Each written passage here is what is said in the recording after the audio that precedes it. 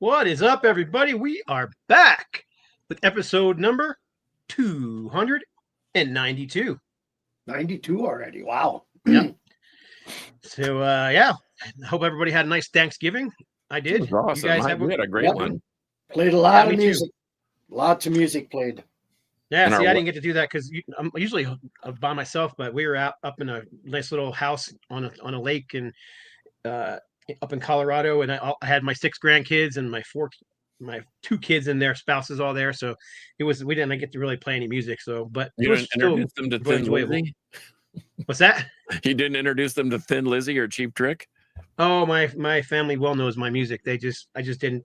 We were watching movies and fishing, and they were Doing out there family boating on the things. lake. And what's that? Doing family things. Yeah, they caught enough trout that we ended up one night having just trout for dinner, and we had 10 people there, and we had enough trout for everybody and a lot left over. So, Well, the weather here's been kind of weird too. It's been rainy, snowy, cold. I mean, it was 34 when I got up and scraped Steph's windows, and so it's actually starting to feel like the holidays should. Well, I'll tell you, winter has definitely set in up here. It's been below zero. I mean, we gotten a lot of snow already, and it is icy as hell. I watched the University of Minnesota and somebody, and they have an outdoor stadium. I don't know why the Vikings can't. Huh? What's that? They played Wisconsin. Oh, that's right. And man, it was a major. In fact, if the Gophers hadn't been wearing their dark maroon, you couldn't see them. I mean, all you could see was the red helmet logo for Wisconsin running around. But anyway, it was old time, good old football. Except the field wasn't grass, but I mean, beggars can't be choosers. But it was fun to see that. And then the Ohio State Michigan game, I guess, was the same.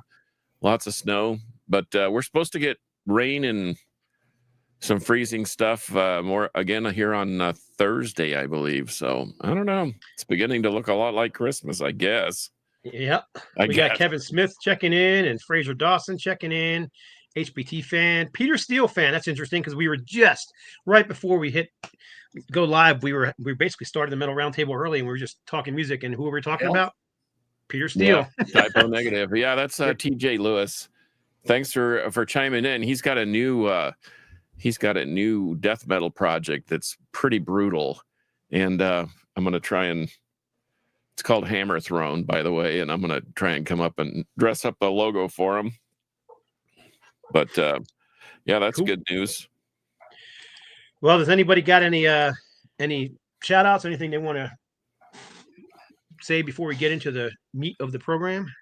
I mean, a shout out to I think they had a record store day on Black Friday. I don't know if we went to that. We can probably just grab a few minutes to discuss that. But man, shout out to these mom and pop stores that just keep the doors open with events like that. And it's getting less and less financially sound to do that. And I was talking to our local guys over here, and he's like, when you can only mark up a record like $3 or $4 to be competitive, it just doesn't seem like it's worth it. But anyway, it was still a fun event, and people lined up at midnight and all that stuff. I mean, it's kind of like the old days, but like everything, the event has become a little too corporate for my blood. But who knows? Maybe it's hard because I see some of the stuff that's offered to Record Store Day that's turned down, and it kind of bums me out because there's been some great stuff that they just like, nope. And they're like, oh yeah, we'll take that one and release it again that we just released 5 years ago. It's kind of a bummer, but I also know that a lot of record stores count on the 2 Record Store Days to keep them in business. I mean, I was talking to one in California, and he basically said, he goes, I make enough on Record Store Day to keep the store and pay my employees for 6 months. Yeah, just that one event. And that's why they continue to do it. Once again, but it's becoming cost prohibitive for some of these folks. I mean, I know our local guy here. Henry over at Born Late doesn't even do it. He just has a massive sale, 25% off on Black Friday or whatever. And so it's a good value to go in there still, but not if you're looking for Tangerine Dream live in Rome. Right. I haven't done a record store day in probably 5 years, but Friday, I've been watching this album on Discogs.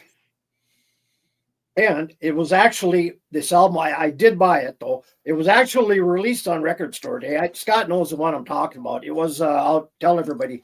I finally found a copy of the Blue Oyster Cult Volume 1. That was the first Record Store Day they had there. Mm-hmm. And they have, of course, number 2. Well, I found a copy for under $100. So normally that thing goes for well up into 150, $200. So even though it wasn't a new Record Store Day album, it was from a previous. But I gotcha. Well, once again, there's some mystique to it, but we don't need any more Bob Dylan, Tom Petty releases. I mean, Yep. no more unreleased Billie Eilish stuff. As much as I like those artists, give me something that we don't like. The one in April, that Yes show from '71. That was fantastic. Man, I'm all over that. And then the Fragile outtakes. Yeah, and that was great too. And so give us something that we don't have or that we haven't been able to see on vinyl. That to me is more interesting, and there just wasn't that much stuff. But there was success. 3 that I was interested in. I ended up getting there was one. a few. I really wanted the Alice. Just I wanted the Alice Cooper slowed Welcome to My way Never down on Alive, stuff. but I didn't get it. Did you find the Motorhead? The Motorhead I got. That was the only one I got, and then. I actually got 2, but I didn't have to buy the other one. The Voivod was the other one I was interested in, and I got that one, but I didn't have to buy it because I worked on that one. So right, yeah, they didn't. Right. I talked to 2 people, and they said they ordered them and didn't get them. And that's the other thing. Once you're in the click, the Record Store Day click, you order from a central location, and you may order 1 and they'll send you 5. You may order 5 and they'll send you nothing. It's weird. Yeah. I don't like it depends it. I just don't like it. I mean, because if you're at a record store, you know what your customers are asking for and what they like. So why wouldn't they make it more available? I don't get how random it is. It's the problem is I mean, because I do Record Store Day stuff, they make the decision on how many they want based on how many they think will sell. By the time the record stores start asking and buying it up, it's too late. So we've done several releases where they came back and they're like, "Hey, I know we pressed up 2,000 copies, but is there any way we can get 3,000 copies or whatever?" And we're like, "It's already in production. It's too late. We can't get any more." So at that point, because I mean, by the time they make the decision, everything is in production and it has to be delivered in a few weeks. So yeah, it's just. Right. It's kind of a bummer, but it is what it is, and I'm glad it's around. I mean, there's been some great releases like the Blue Oyster Cult Volume 1 and 2. Cheap Trick has the same thing with Volume 1, 2, and 3. I have all those. Those are also expensive. I saw that Van Halen released a live one, and that's the one with Sammy. But I know 2 shops that got 1 copy, and they were poof gone. Yeah. Oh well, it's a. There's more coming, so we'll see. We submitted 3 titles to Record Store Day. We'll see if they take any of them or not. Well, the event's not gonna stop. People make too much money. Well, of course, and I'm glad they do because, like I said, it's keeping some of these stores open. Yeah. In Fargo, we used to have 3 stores that did Record Store Day, so they kind of competed against one another. Now there's only 1 up there. Because the other 2 shops are closed. Well, Fraser has an interesting concept. Why don't they do a CD Record Store Day? Or I know that one year Metallica put out tapes that they did a cassette store day like a couple years in a row, and it just didn't fly, huh? Didn't fly because I went to one of them, and it was kind of cool. I think I picked up a couple of cheap cassettes while I was there, but I didn't buy any of the stuff that was new release because it was all like $20 for a cassette. So yeah. And I'm just not. I mean, I have cassettes and I collect them, but I prefer vinyl or CDs to cassettes. So, what's up, Brother Lee? Noise Spectrum is here. Right on. So what's spinning? I know we're yammering on about Record Store Day. So, well, before we do that, though, let's get into the pick.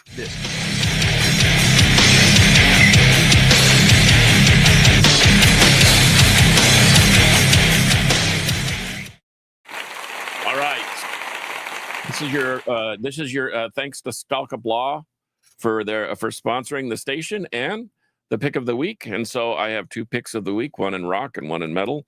And the metal one is, well, is it metal or is it just hard rock? But anyway, my rock pick of the week is Kansas, Point of No Return.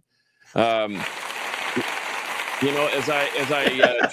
I tune up the system in the newly renovated record room, I try to find records that really have a lot of detail and brightness, and this is one of them.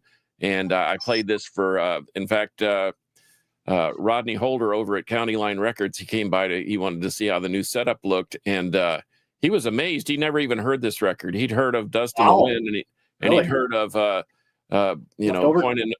what is it? Carry On Wayward Son, but he had never actually heard the records. And so anyway, this is probably going to be his early Christmas present. And anyways, in my metal pick of the week, I kind of went nostalgic, and but it's Dokken back for the attack. And I wish I had a regular copy. This is the double disc with some extra tracks on it. But anyway, it sounds phenomenal. It's really good. And I've seen these terrible videos of poor Don Dokken. And speaking of poor, I talked to Hair Metal Rob, and we were talking about Dokken, and he said, does he want him to quit? Yes. But does he think that he should? And he said no, as long as people are paying to see him. I mean, why keep the guy from making a living? And I agree in part and parcel. I just did a Disturbing the Priest episode with when should they quit? When should bands just stop doing what they're doing? And it got heated a little bit, but Dokken was on that list. I mean, I just feel like he's kind of wrecking his legacy in my view, but this record is phenomenal. So he's got skins on the wall, and I give him major credit. And Under Lock and Key is equally as good, I think. Tooth and Nail, I mean, all those records are great. So couldn't recommend it enough. Back for the Attack, Dokken, and Point of No Return by Kansas. And those are my Stall Cup Law picks of the week. Well,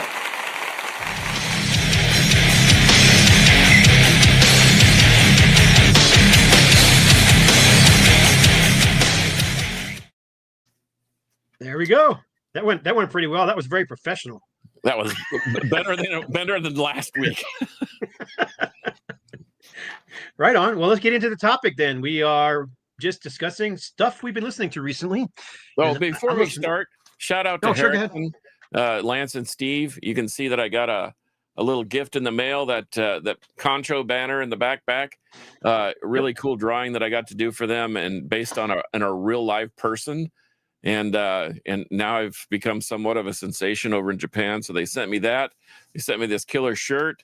They sent me a sticker pack with pics and pins and all sorts of fun stuff. So thanks to those guys. And don't forget that next week they are on the show live and in color. So you can ask them questions and get all the scuttlebutt on their new EP. And it's a rager. If you like Hyrax, you're going to like Harrison. We're calling it an EP, but it's actually 8 songs. So it's technically a full length, same as the Hyrax, but it's short, just like the Hyrax. Well, the song Concho, which is one of my favorite, and I mean, it is a ripper, is like 1 minute and 13 seconds. So I guess if you have 8 of those and the whole thing's less than 15 minutes, I guess that's an extended play, but whatever. It's just killer music. So can't wait to get it in my hands. Yep. So if anybody doesn't know Harrison, we're the guitar player, the bass player, and the drummer who were all in Hyrax for nearly 2 decades, and recorded most of their recent albums except for the new one. So anyhow, let's get into it. So what's been spinning, guys? Well, I'll start if you want. Go ahead. In fact, I've we'll go counterclockwise. We'll go John, we'll go Kev, and then we'll go me last. I've sort of been on this wild goose chase with 70s rock and so forth. And so I found a really super clean copy. And once again, I'm trying to find records that have detail, but the Doobie Brothers, which were then Vices, are now Habits. This is, got Old Black Water, Eyes of Silver. Anyway, song to get you through. Just a killer, well-crafted record. Here's another one of my favorite. It's kind of a sleeper too, man. The Who's Next. I don't think there's a better Who record than this, and so I've been spinning that one, and this will be a couple for Kevin. I don't know if you've heard of Gomorrah. Yep. Yeah. This is their first album, and I turned to see whose voice it was, and this is just phenomenal 70s psych rock. Have you ever heard of the band Gila from Mexico? I don't think I've heard that one. No. Okay, you need to find them. This is a Free Electric Rock session. This is live in Cologne in 1972. And it's really astounding. It's kind of a psychedelically jazz. It borders that jazz fusion, but it's more on the rock side. But Gila has 3 or 4 albums out. One of the guys split off and went to form Unagava, Ungava. You might check that out too.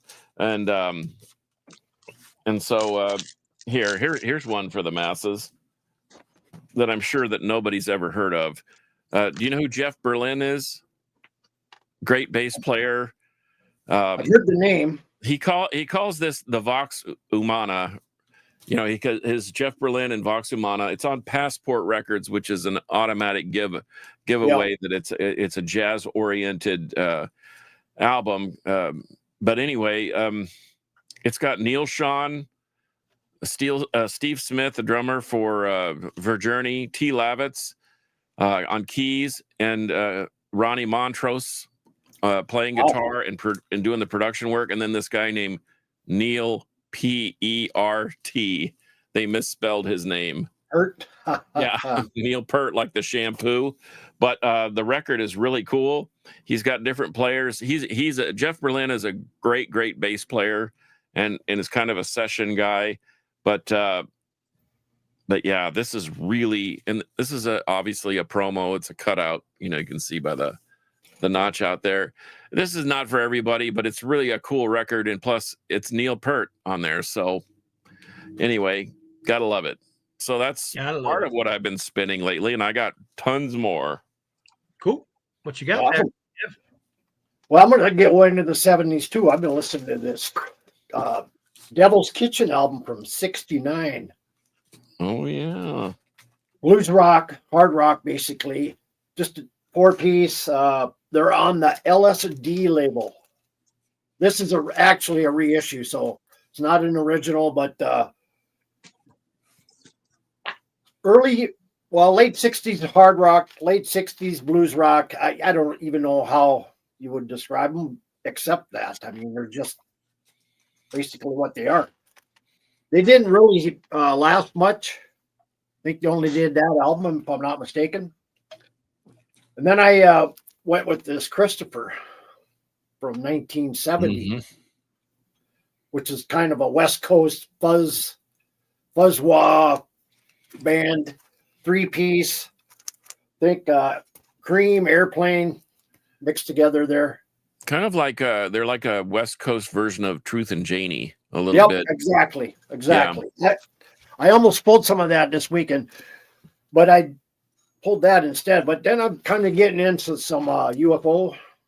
This nice. That's a great album. This is the reissue from 2021.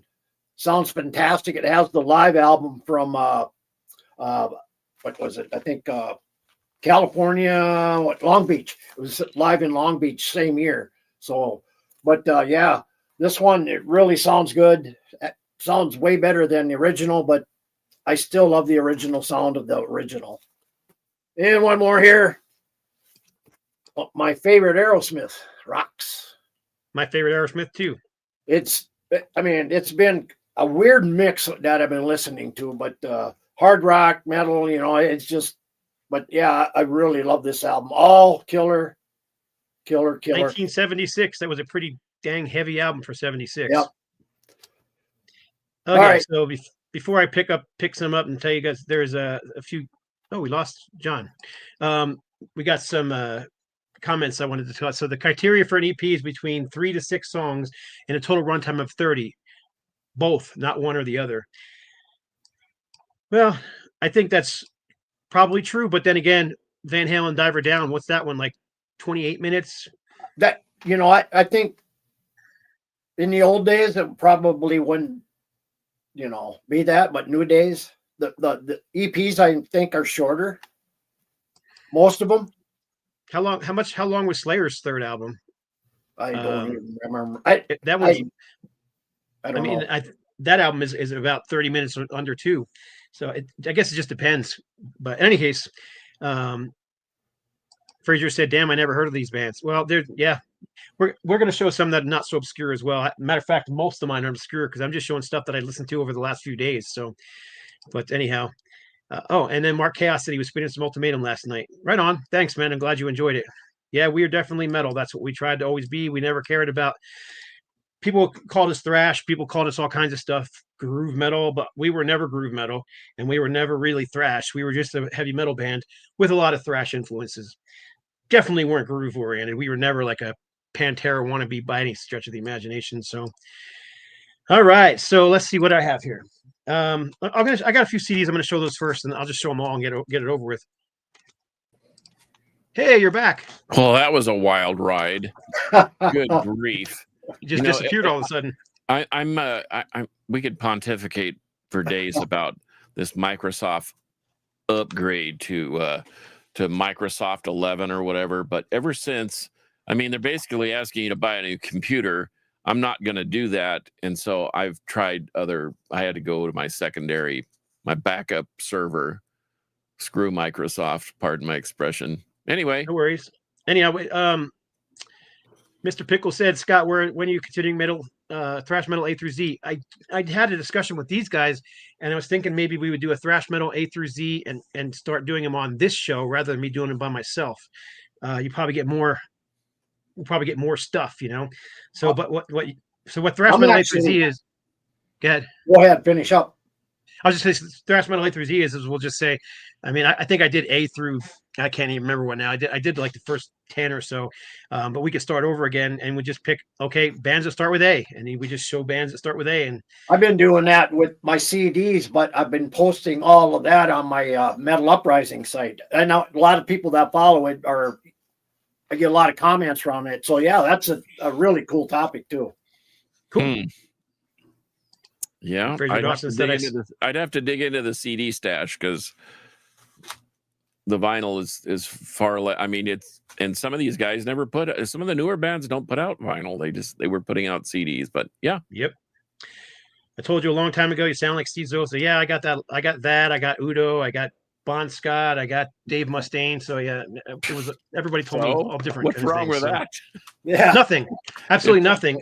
Oh man, you sound like you playing drums and you sound like Neil Peart. I'm like, okay. Yeah, I never cared. it was just never consistent. It was never you sound like this guy. I got so many different ones, but it was always kind of the guys with the raspy voice, like Dave Mustaine or Udo. Are you reacting to Mark Chaos's?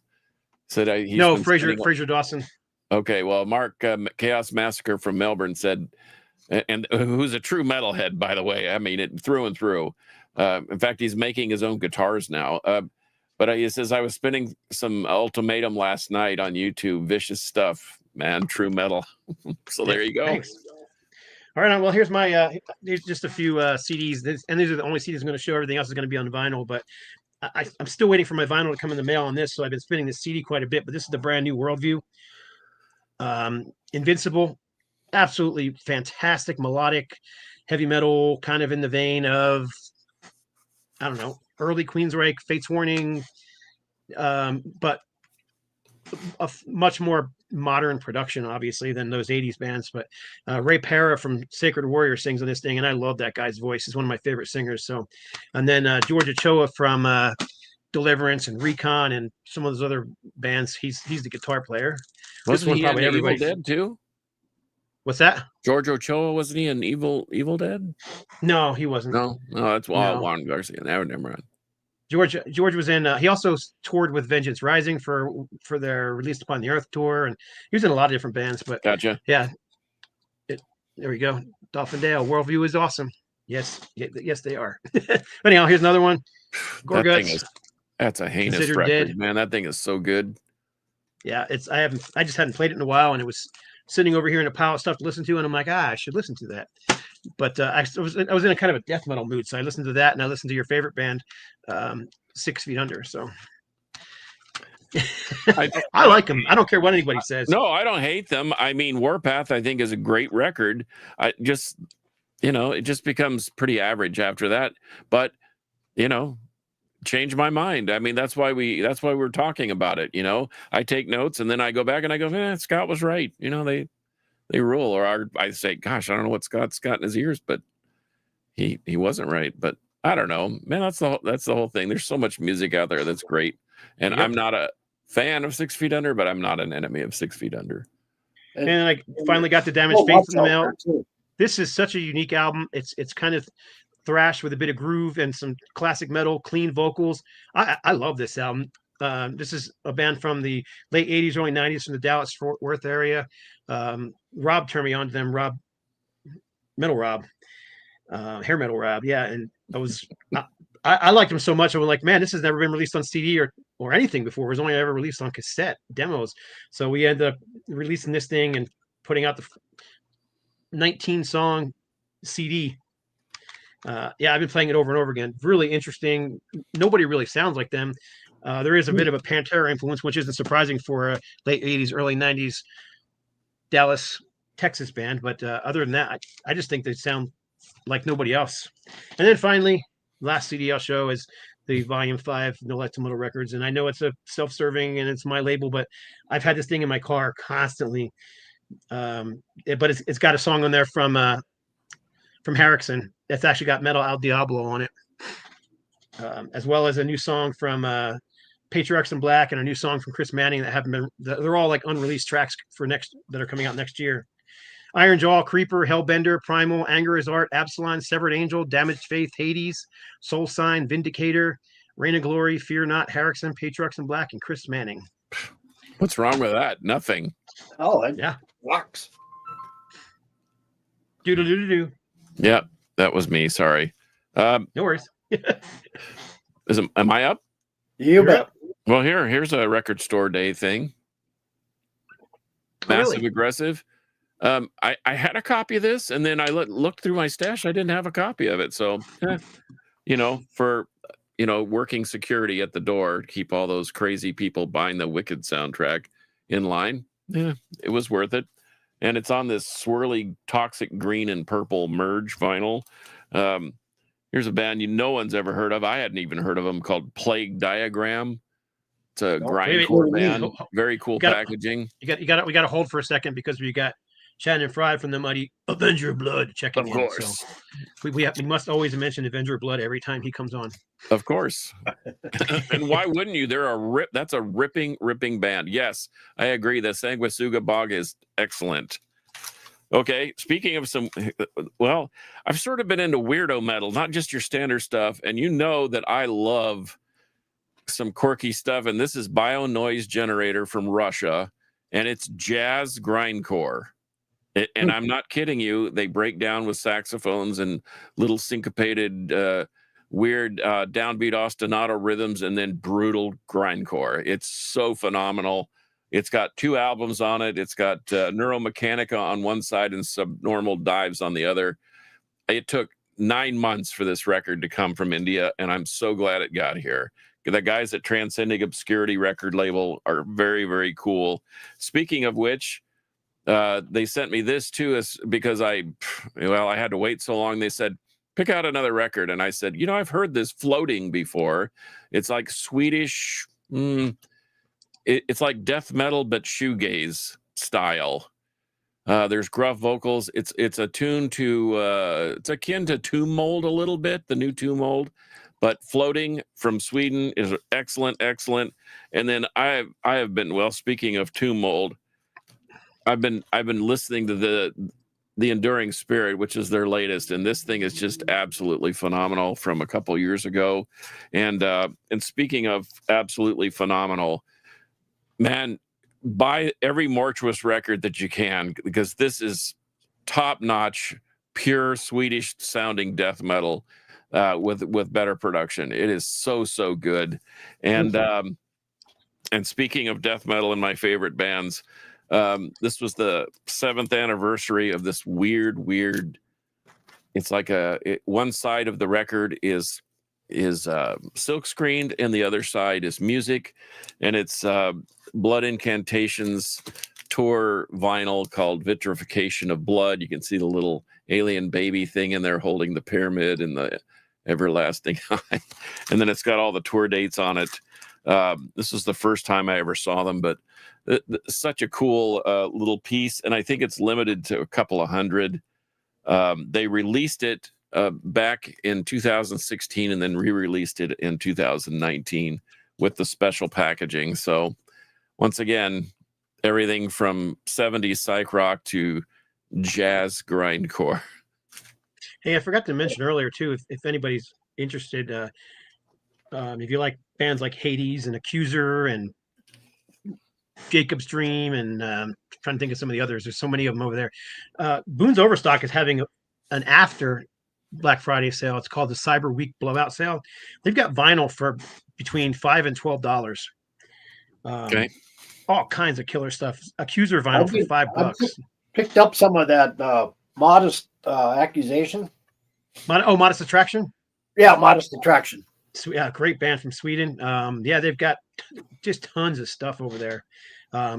He's just doing a blowout sale, trying to clean up the warehouse a little bit. So if you're into CDs too, he's got CDs for $5. So if anybody's interested, boonsoverstock.com. They're having their sale now, not on this past week. They're having it this week, and so you can go over there now and get stuff like that. And man, do they ever have some stuff? I wish I had a taller budget than I do, but I think I saw Jag Panzer. There was so much stuff over there for sale. Yeah. All right. Anyhow, sorry about that. You're up, Kev. Go ahead. All right. Kind of went back. Listen to some Def Leppard here, First Strike. Last record release. That's early. Yeah, this is it was actually recorded. Let's see, what was it? Was that recorded before On Through the Night? Yes, this is basically demo stuff before they recorded that. Yeah, so some of this stuff actually went on Through the Night. This is you can get the CD of this too, but it doesn't have this cover version. Actually, the quality of this is not bad either. I mean, I picked this up at a record store. No, it wasn't. It was a Fargo record store day. One of these dealers up there was selling this and wanted $80 for it. And I don't see these, and I went on and looked for others online, and they were much more expensive. So one of my most expensive finds, but good album. Got to do what you got to do. Yep. Someone mentioned Tribal Gaze, the new Tribal Gaze. Yes, the Inveighing Brilliance. It is Inveighing Brilliance. It's really awesome. Yeah. Then I went back early days with AC/DC Dirty Deeds. Yeah. This Australian cover. Yep. This album cannot be sold on Discogs. Why not? They claim it's a I actually did more research on this today. It's a green album. It's got a totally different Albert label on there. So therefore, I think this is an official bootleg. You mean it has all the numbers and the marking. Special pressing, yes. We don't call them bootlegs. We can't use that word because we'll get in trouble. Special pressing. Special pressings, okay. Yeah. Anyway, going through the collection with some Torch Reignited from, of course, Torch came out back in the early 80s, 83. And then they kind of went dormant and they resurfaced about, I think 2017, maybe a little bit earlier. And then this was their last album. If you like Saxon, you'll definitely like Torch. Absolutely very close.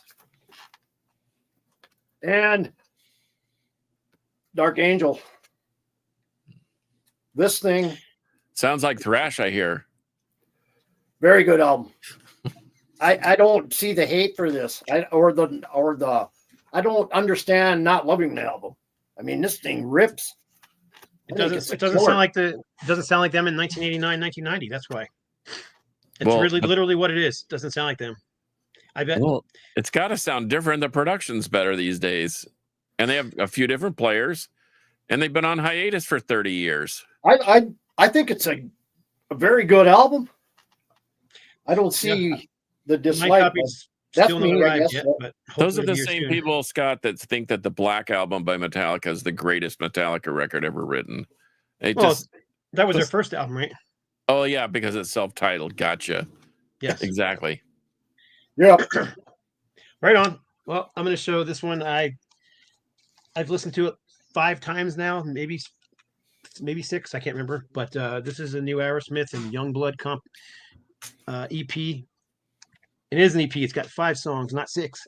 The first time I listened to it, I was like, because I everybody knows I'm an Aerosmith fanatic, and but I thought the last album they put out back in 2012 was terrible. I mean, it was just them trying to be. They were just trying for pop hits. It was clear, and it just wasn't a good album because you want Aerosmith to be a rock and roll band. That's what they are, a rock and roll band, right? A heavy, hard rock and roll band, whatever you want to say. Well, in this one, they've got basically 4 new tracks on here.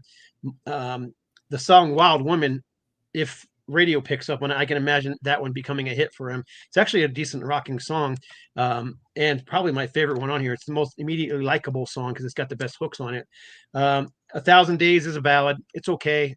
The first 2 tracks are the harder rocking songs, My Only Angel and Problems, and they're both decent songs. I think the whole EP and overall is better than anything they did on Music from Another Dimension. That's my opinion. Then the track back in time out.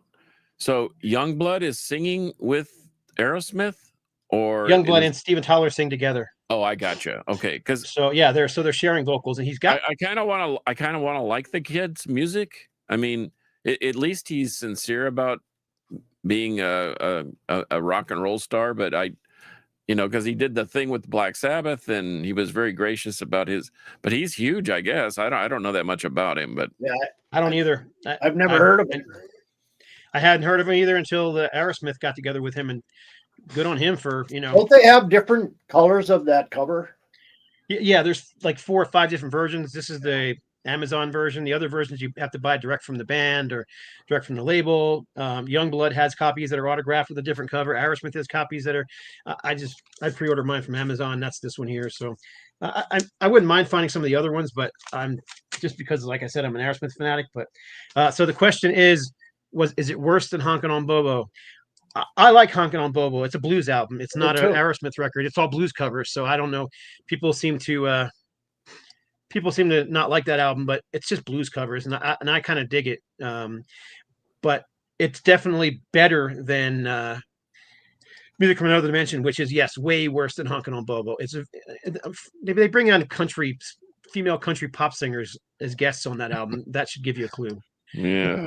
Yeah. So it's just not great. All right, anyhow, I'll show a couple more real quick and then we can move on. I was listening to this one today, and just good old school 70s influenced. Is that Rise Above Records or Ripple? What is that? This is Rise Above Records. Yeah. I was gonna say their first album, Blue Sky Mine, that's a hard one to find. This is actually the only one I have. I probably need to find more. Actually, I think I have some singles too on 7-inch single. But in any case, I was listening to this one, and of course, as soon as I finished listening to this one, that just got me in the mood to hear some of this. Yeah, of course. Why wouldn't you? So I pulled this one out and gave this one a spin just today. Actually, right before it was the last thing I listened to before the show. Sometimes this is my favorite Black Sabbath album. After tomorrow, I may say something different. But I remember the controversy when that band first kind of surfaced that they sound too much like Black Sabbath. Thank you. Yeah. The music is good. So let me ask something about Black Sabbath, especially because you bring up Master Reality.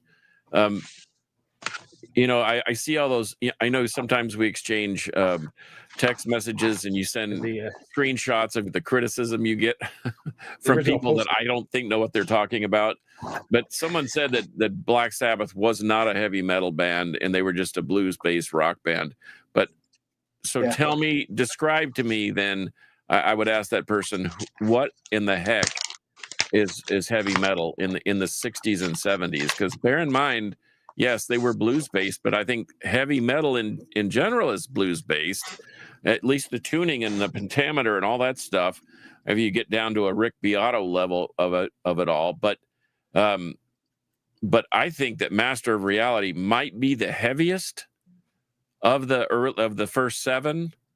Obviously, they got very melodic with Sabbath, Bloody Sabbath, and what have you. But I think that without question, Master of Reality is the heaviest. You could even, if you listen to the first side of that Iron Claw album, I think from '69, Yeah, that definitely has heavy metal vibes all through it. I mean, just like Sabbath at that time too. Mhm. There's maybe a handful of bands back in them days that doing the experimenting, but not very many.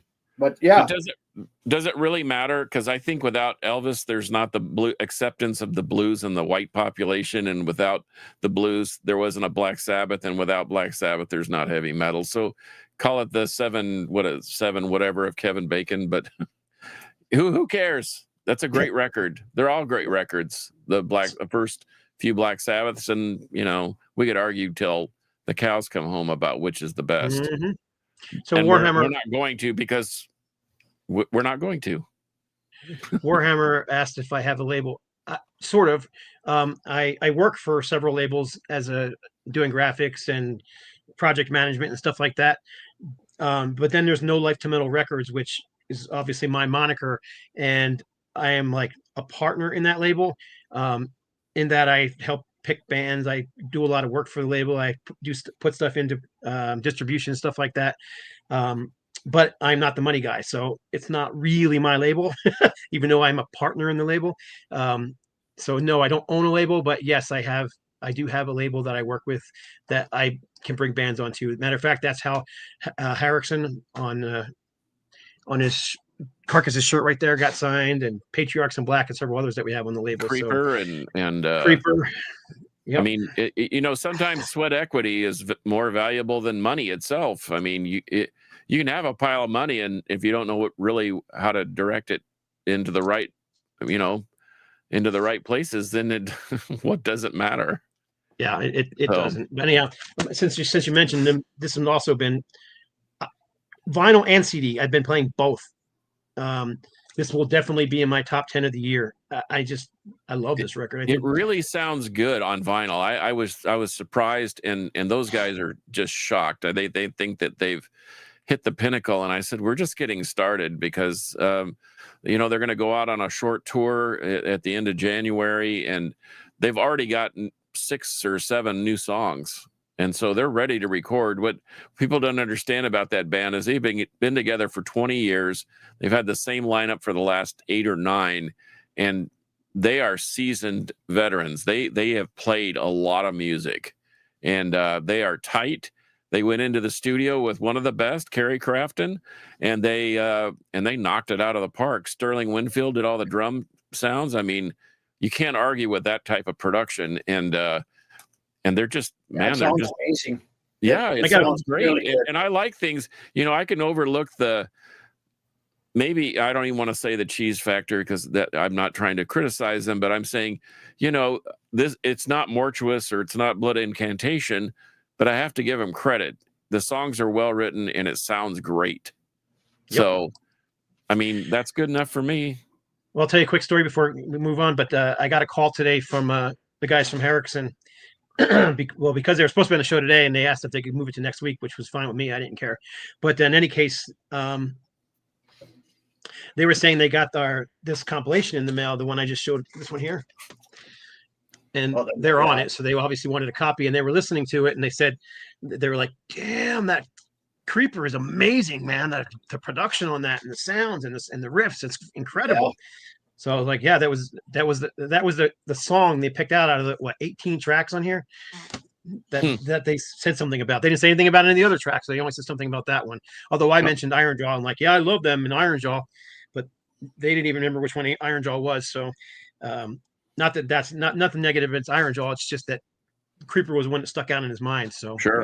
in any case, yeah, that Creeper LP is fantastic. Nordic Fire, no doubt. Let's move on. Who's next? I guess. Oh, by the way, we are getting some comments about so Jimi Hendrix is definitely a big part of early metal. Yep, I'd say that.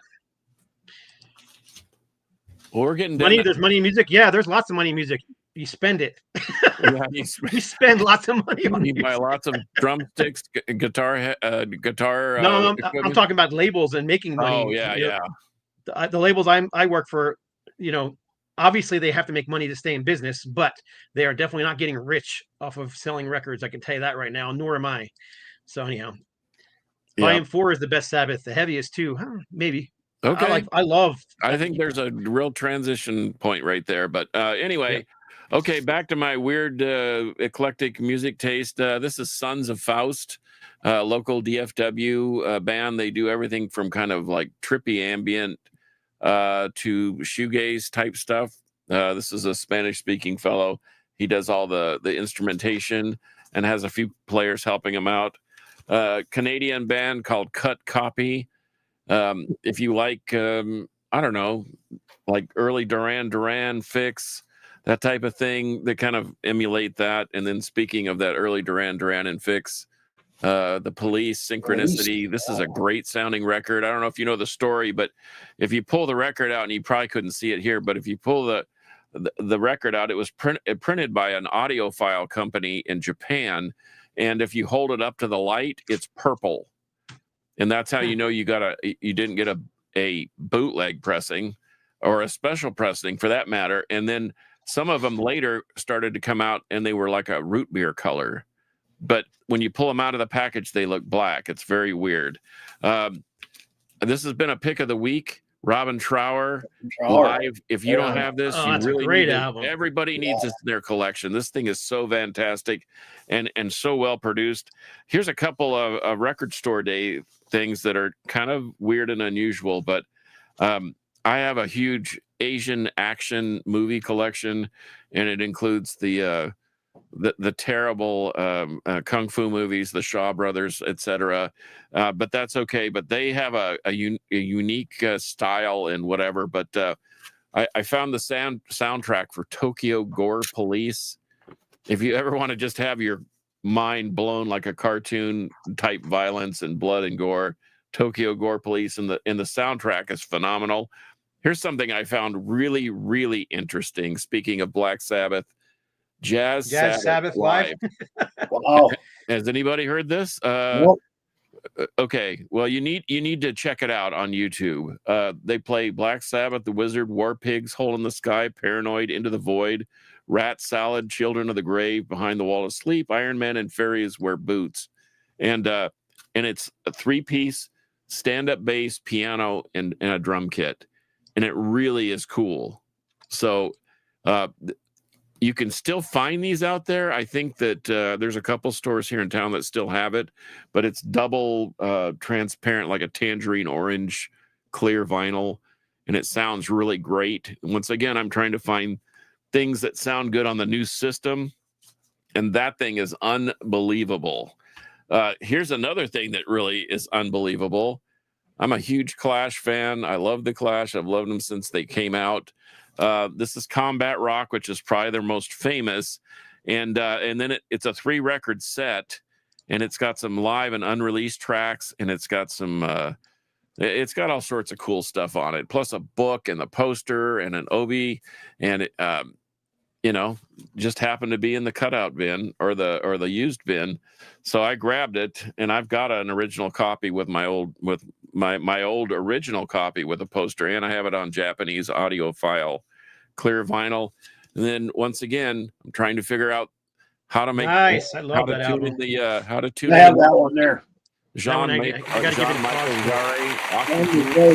Jarre. There's actually an Oxygen let's see, this is 1 through 6, and then there's one that's 6 through 13, and then there's another one that's just called Oxygene and Beyond. And so I've got the first two. I haven't found the Oxygene and Beyond, but once again, you know, it's not all death metal and thrash for me, and I love death metal and thrash, don't get me wrong. And I, you know, when I do the Crypt, it's all heavy stuff, but stuff like Bio Noise Generator or Floating or those types of things, they fit right in with Creeper and War Master and Bolt Thrower and Morbid Angel. And so anyway, you know, it all depends on what you want. And so, but I can't recommend any of the stuff I've been listening to. I'm listening to it just because either I haven't listened to it in a long time or it's something very, very new. So anyway, oh yeah, don't forget yes, there are 40 different variants, maybe 100. I think I have about 30 of the different variants. Either the colors, the pictures are in a different order.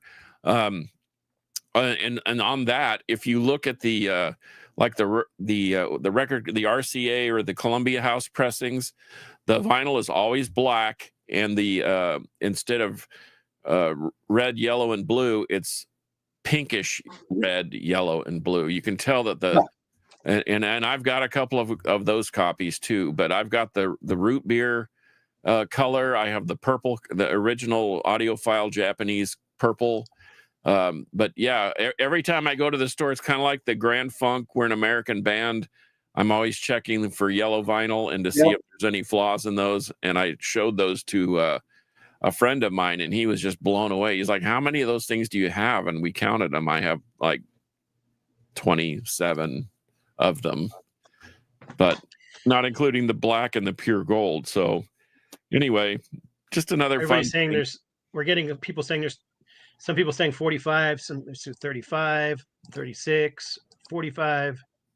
I couldn't tell you. So, but we need to keep going because we're running out of time. So, Okay, All right. well, I'm done. I got a few to go real quick. oh, well, you do have a Here. question too. When we get around to you again, there's a question up here for you. So we'll get to the question. All right. Okay. Go ahead, Kev. But getting into some more thrash this weekend, some Exodus, Pleasures of the Flesh. Oh yeah. This is actually a reissue. This came out, I think it was 2015 maybe. But yeah, fantastic album.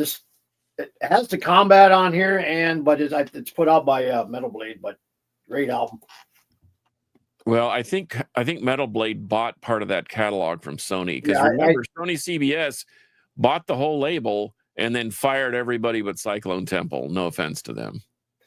Then I had to get out some Havoc, which Yeah. is up. One of my favorites.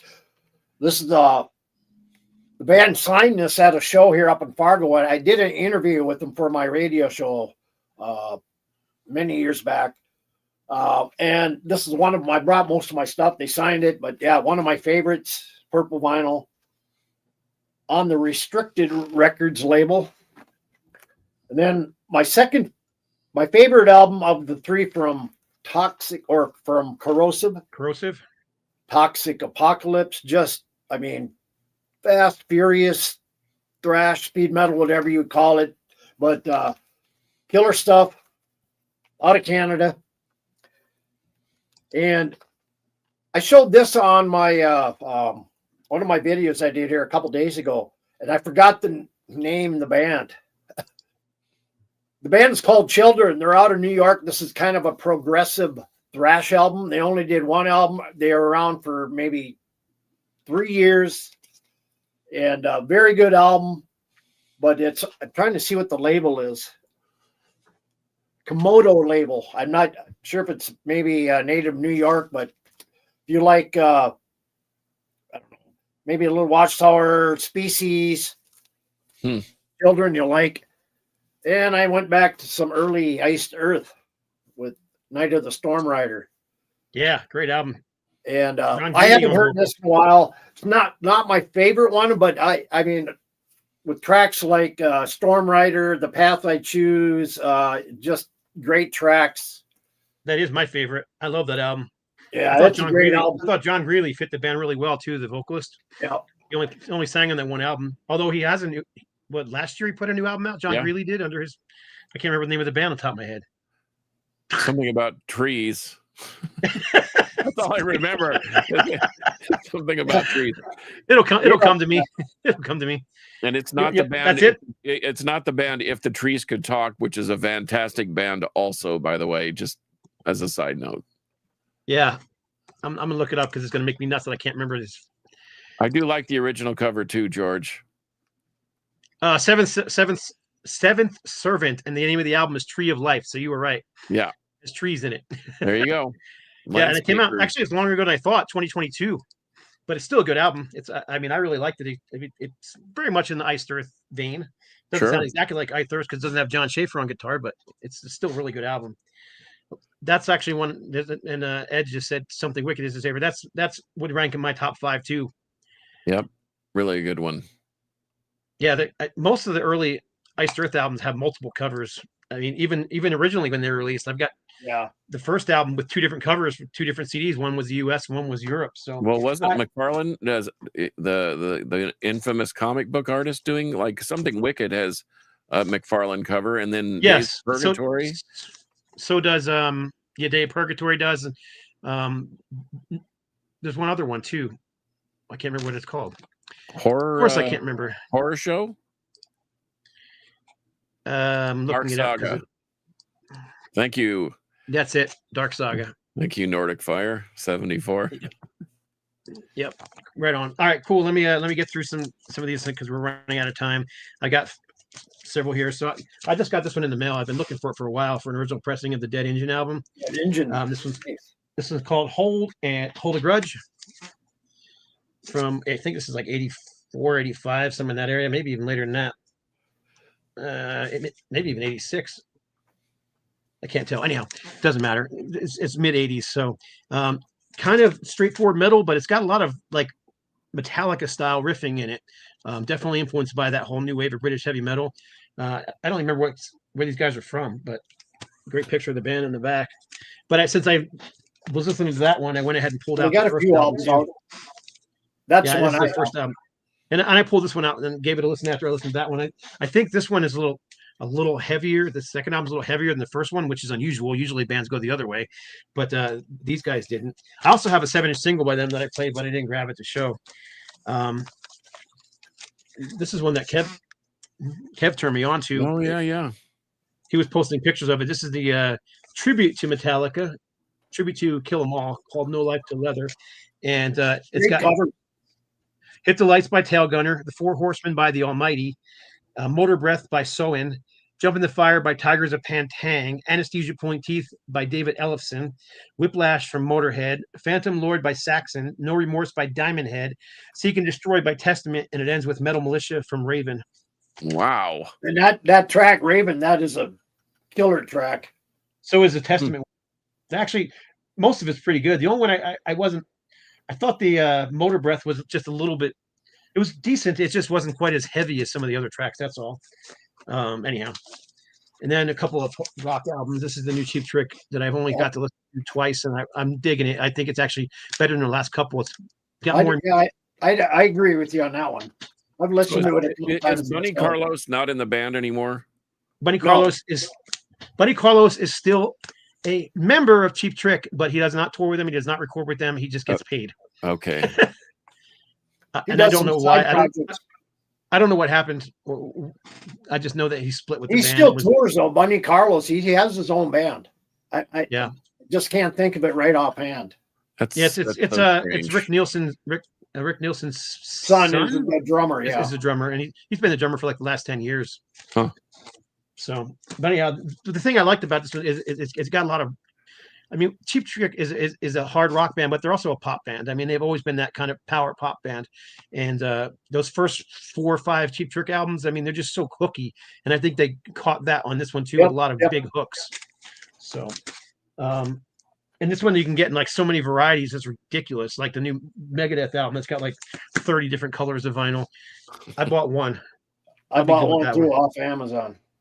And then my last one. This is, I don't know if anybody's going to know who this is, but this is Rick Kua. This is his first solo album from '82. Rick Kua was the bass player for the Outlaws for 3-4 years, starting at about 79 through 82, 83.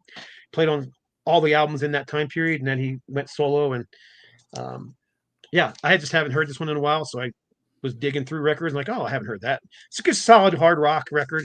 He's now a pastor, so at a church. But excuse me, one of the bass players in Ultimatum had one of these funky basses with the metal, big metal headstock on it. I can't remember what the brand is. I'm sure someone of you guys knows, but man, that thing was weird because he's not a Washburn or a. I think it might have been a Washburn, but he had a bass like that, and I put it on a couple times, and put the strap on, hold it. It's so you gotta hold the top. If you let it go, it just goes because that metal head is so heavy. Crazy, just kind of weird. But anyhow, I love the name of the album. Rick Kua. Keep it up. Kua. The name of that Kua. Exactly. That's exactly how I say it. It's like, what a cool name, man. Rick Kua. And then here's the last two. And the reason I've been playing these, I'll tell you in a second, but Nasty Savage Indulgence and the Abstract Reality EP, and also played the first album. And one of the labels that I work for is remastering and re-releasing those on vinyl and CD. The nice part about it is this one's going to be a double album, and it's going to have the Abstract Reality on the second album, so it's going to have both albums on a gatefold sleeve, which is kind of nice. And our buddy Rob Caldwell is doing the mastering from the original master tapes. Sweet. Which is awesome. Just saw them at Hell's Heroes. Yeah. So and I mean, like I said, he doesn't break a TV over his head or drip wax on his chest anymore, but they still had it. I couldn't keep up with while I was showing stuff, so we got a lot of comments. So there's a new Warrant record from Germany. That's a ripping rap band. Yep. Yes, I did see there was a new one. I haven't bought it yet, though. I think that just came out. Nasty Cabbage. That's the new name of the band. They changed their name from Nasty Savage to Nasty Cabbage. That's right. Instead of breaking TVs over his head, he just has really stinky farts. He's just slicing up a head of lettuce and throwing it at the audience, a la Blackie back in the Wasp days when he was throwing meat at the whatever. Let's see. Is there a question about the police synchronicity? That's a long one. I got something here. I just figured out how to do this. Let's see if it works. Ready?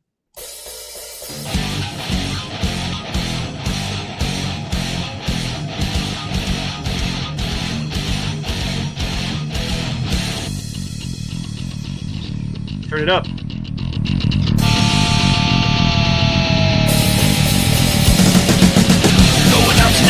Have a real good time. Get the drama, leave all the bullshit behind. Like a red dream, say. That's it. Okay. That's one of the songs of the new Harrison record. Yeah, I know. I was going to say. My exercise for the day. SOB. That's the name of this. That's the name of that track. Let's see. How do you feel about the Stone Roses? There you go. That's your question. Yep. Oh yeah, I like them. Yep. Nothing wrong with that. Wishbone Ash. That's a good band. Someone said they discovered Wishbone Ash and Venom on the same day. Now, see, I'm not that eclectic. If you can pull that off.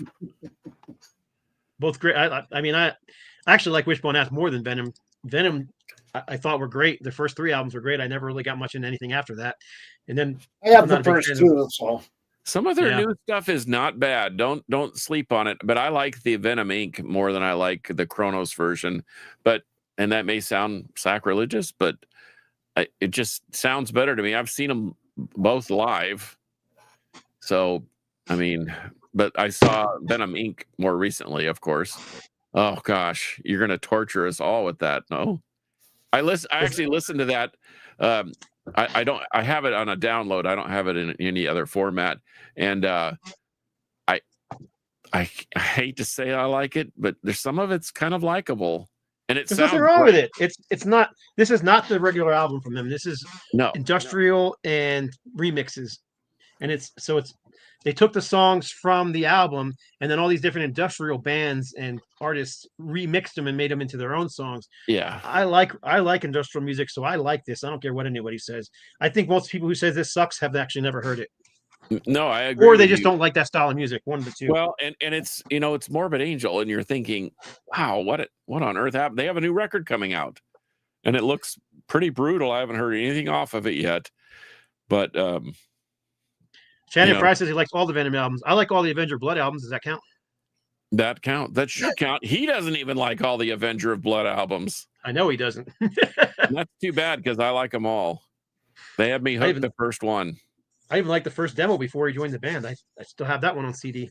Yeah, well, there you now go. he is Avenger of Blood. I mean, Shannon, he's like the Lemmy of Avenger of Blood. You know what I mean? Oh gosh, Venom Inc. and then Exhumed, dude. That's a left and a right hook to the head. Anyway, right on. All right. What do we got here, Scott? Did you get the 2 Rocktober Ministry albums? No, I did not. I do have some industrial music, but I don't constantly. Al Jorgensen went to Steph's high school. The Queen of the Crypt was at the same high school as Al Jorgensen from Ministry, and that's a mixed bag too.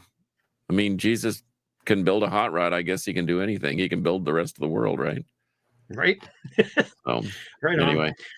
Cool. By the way, I like your Harrison banner in the background for those who can't see it. Yep. Right. I have an extra one. Wait for that album to be in my hands. I'm hoping I'll have the at least the test pressing soon. It should be here soon. I have an extra one. They were kind enough to send me 2. So I don't know if one of our listeners wants to DM me and pay for shipping, I'll send it to them. I bet the listener right above you would probably want to have it. You know what? That's what I'll do. I'll just send it to you, Kevin. Yeah, he'll love unless that. You don't want it. Unless you don't want it. Well, If he can double dip, you get he collects banners. Killer Thrash done by a fairly serviceable artist. Right on. Fairly serviceable. Yeah. Oh. Oh, we're gonna start banner. Oh, that's a shirt. Wow, I like shirts like that. That's one of them different. What are they called? What is that? And all over material. They print the shirt first and then they sew it up afterwards. Yeah, they print the fabric. Yeah, I have a Scorpion shirt like that, and I have a Rock-a-Rolla shirt like that. I have an Iron Maiden shirt like this too. But anyhow, I thought that was pretty cool. Yep. Check this out too. I don't know if I don't think I've shown anybody this thing, but hey, Fraser, Daniel and I have done a collaboration, and in fact, I'm gonna go down to Houston and see him tomorrow. Canadian Sacrifice. That band shreds. It's a double-sided. So the other side's got Cursed Blessings records on it, but I thought that was pretty cool. I didn't even buy it. They just sent it with the record. So it was pretty nice. I had bought a Sacrifice shirt from a guy who was selling them online probably 15, 20 years, I'd say 20 years ago. And at the time when I got it, I was a little big. So the shirt didn't wear very well on me, but I don't even know how old that is. It must be 20 years old. One of the old covers. Sacrifice is an underrated Canadian thrash band. I mean, very underrated. You saw them, right, with Believer? Yeah. And when you think of Canadian thrash, I mean, obviously Razor is top of the Infernal Majesty, Slaughter, not Mark Slaughter, but the Strapato Slaughter. I have to clarify that. And but people leave out Sacrifice, and I don't know why, because they rip. And I'll show one more before we go. Okay. This album will definitely be my top 5. Oh yeah. I just cannot stop listening to this. I had ordered that. It just got canceled. What? Yep. Got canceled. So. Do they have it on Boone's Overstock? Not that one. Not that one, huh? Nope.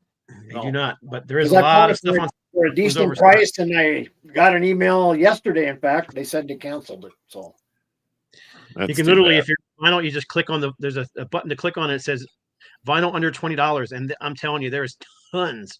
I'm looking at it right now. Accuser, Art of Anarchy, Aloes, All Has Hell Retreats. Those are early too.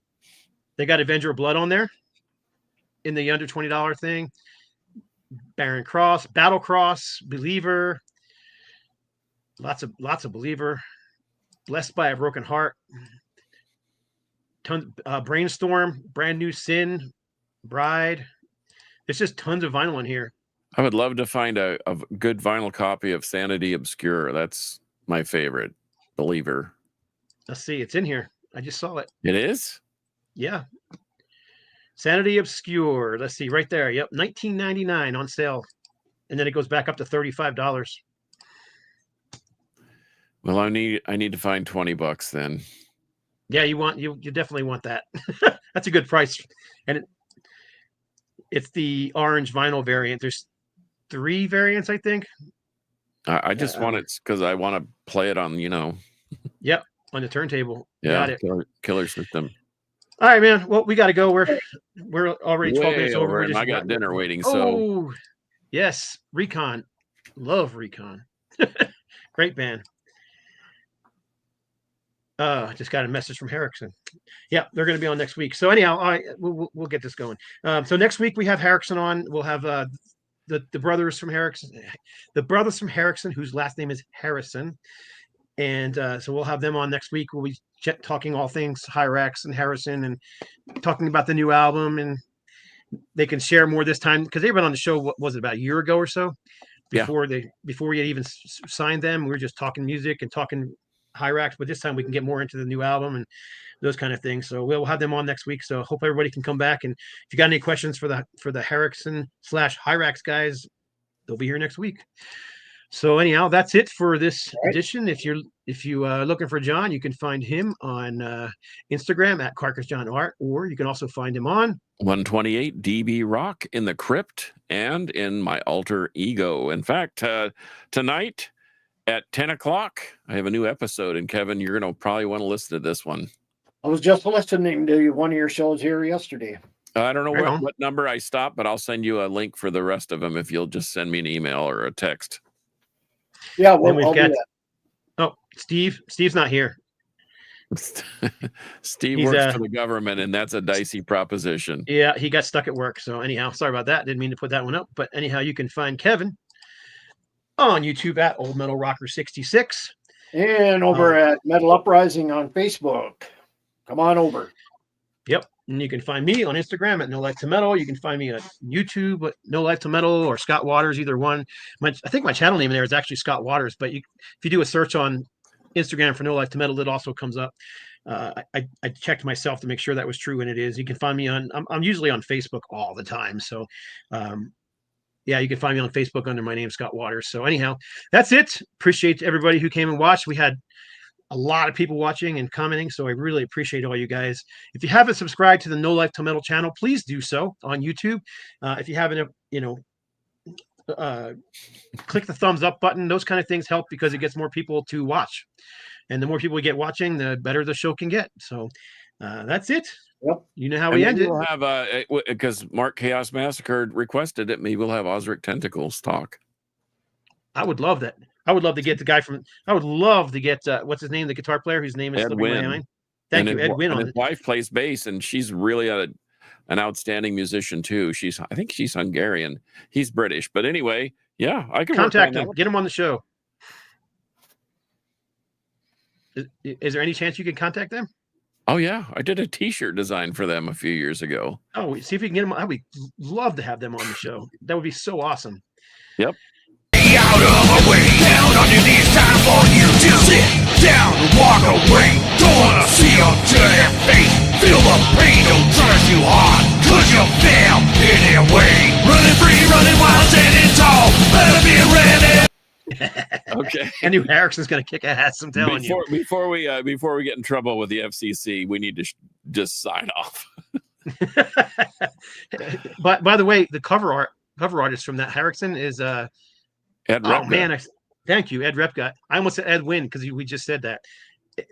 Yeah, everything about that album is class. Bill Matoyer did all the mixing and mastering and all that kind of fun, and the recording. I think he did everything on that. The recording. Yep. So when is that coming out, Scott? It goes on. You know what? I just got a message. Hang on, give me 5 seconds. I just got a message from Rox Records looking to launch pre-orders on 12/12. So that'll Oh, be wow. what next? Wow. That'll be 10 Okay. days away. Yep. Next week. Shout So out that to my one, I parents. think That's that their- one and the Patriarchs in Black will be going on sale at the same time. That's my parents' anniversary, so that'll be easy to remember. And maybe I should get one for my parents, There you go. I'm who've sure been they'd love married it. 67 years in December. Oh, congratulations. Yeah. I'm only a little bit behind him at 36. Yeah, a little bit. Good luck. All right. We better get going. Appreciate y'all watching. You know how we Okay. end it.